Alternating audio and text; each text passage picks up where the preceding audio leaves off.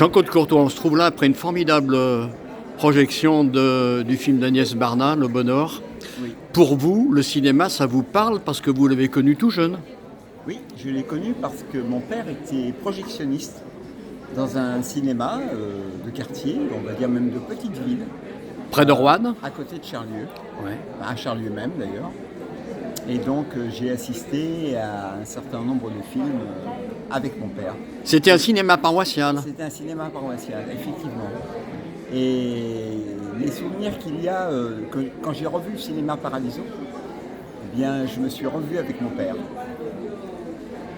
Voilà. Et donc pour vous, ça vous a imprégné, ça a irrigué votre vie, le cinéma ou pas? C'est resté une constante? C'est resté une constante, oui, bien sûr. Bien sûr.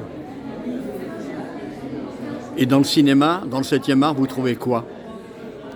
Ah, qu'est-ce que je trouve dans le cinéma? L'émotion, Oui, l'émotion, mais aussi me retrouver avec une forme de réalité, un regard, je dirais même un certain regard, ou un regard certain sur un certain nombre de sujets, et puis l'imagination, un certain nombre de thématiques.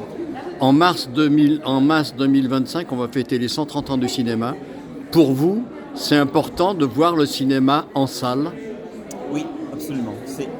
Pour moi, le cinéma, c'est en salle. Avant tout et d'abord en salle. Et pourquoi? L'écran, Parce que, le d'abord, public? Oui, l'écran, le public, le partage aussi. Parce que c'est aussi les émotions, on les ressent aussi par le public qui est autour de nous et on ressent des formes de vibrations, je peux presque dire, dans une salle de cinéma à partir des images qui sont projetées sur l'écran. Et qu'aujourd'hui, il y a un petit peu partout en France, il y a eu les ciné-clubs, aujourd'hui il y a les associations de cinéphiles, c'est le cas à Vienne avec Cinéclap. Ça, c'est important que ça perdure. Oui, c'est important que ça perdure aussi. Pourquoi?